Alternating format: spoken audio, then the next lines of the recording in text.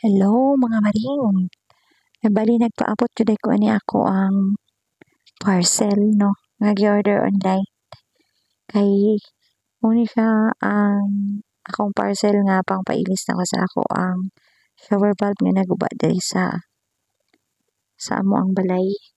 Bali mga dugay-dugay na gyud na ako ni wala nagamit ang amo ang shower diri kay nangita mi pang replace aning amo ang naguwa nga shower valve diri and almost nalibot na namo ang mga nagabaligya o mga pang water work system is wala gyud sila no, ang ingon nila is bakbakon daw namo kay para ilisan jud siya og bag-o nga shower valve. And luckily nakakita ko sa isa ka video diri sa YouTube no na ay tutorial about sa pag-ilis sa shower valve and naabot siya yung link nga gihatag kung asa ka makapalit og medyo barato nga replaceable pang replace siya nga shower valve. So ana na iyang porma. Bali tulog yun ni kabuk ang ako ang gipalit kay dili man gud ako sure ang length or ang size sa mao nga shower valve nga naguba. So gipili nako ang tulo ka buok nga sizes. In different sizes na siya nga tulo ka buok para kung asa ang mag-fit and dili naman kay kalugi kay barato naman siya. Nalang siya sa mga 49 pesos na ni mag-add lang kag 30 pesos nga shipping fee. So okay ra sad siya. Unlike sa mo ang gi ano diri sa Kidapawan na medyo mahal-mahal siya. And nag-appeal po ko og order aning one set nga para sa push button sa ako ang toilet bowl kay naguba na sad siya. Okay, so mao na siyang iyang porma. And charan ana din na siya no. Wala pa gani.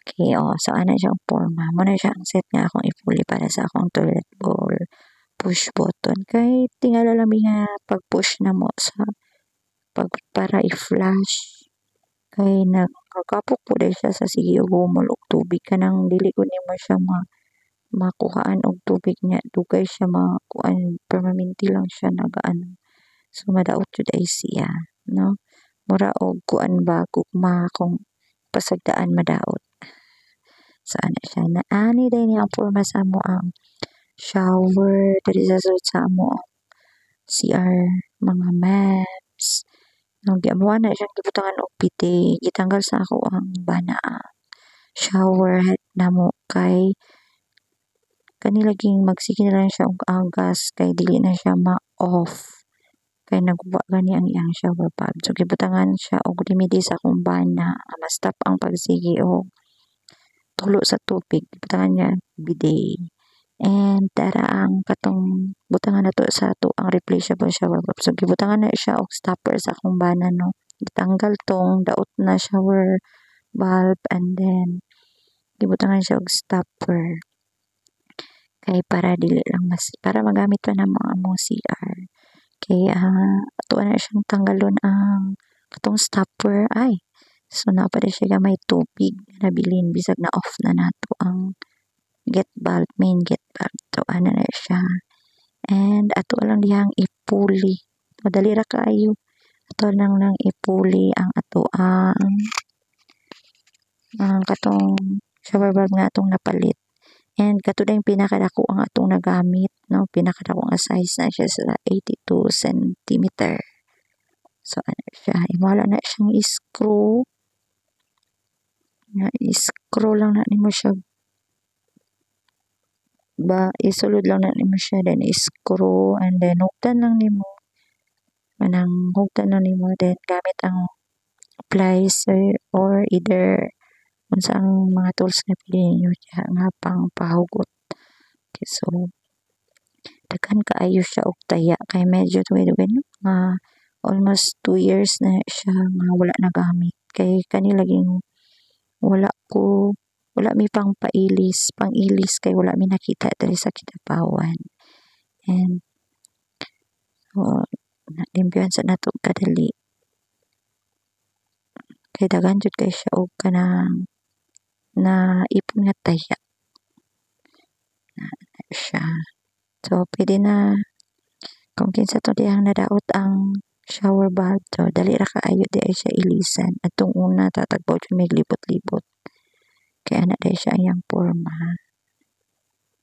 na imo lang na siyang i-screw mara siya og ipahugot nimo dali lang kaayo.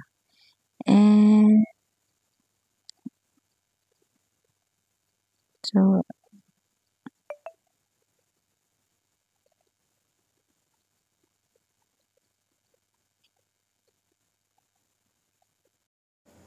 and make sure lang nato siya mga mams or mga paring nga ato jud siyang hugtan or mahugutan jud siya kay para dili magtulo-tulo na walay mag-agas or walay mag-leak nga tubig.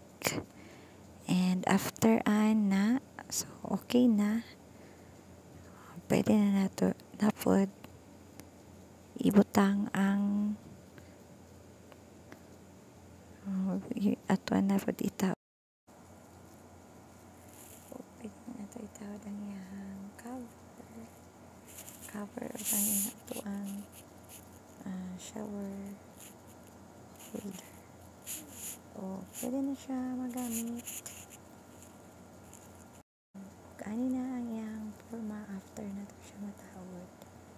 Nabalik na ang iyang cover. O pwede na nato siya magamit. And thank you so much for watching.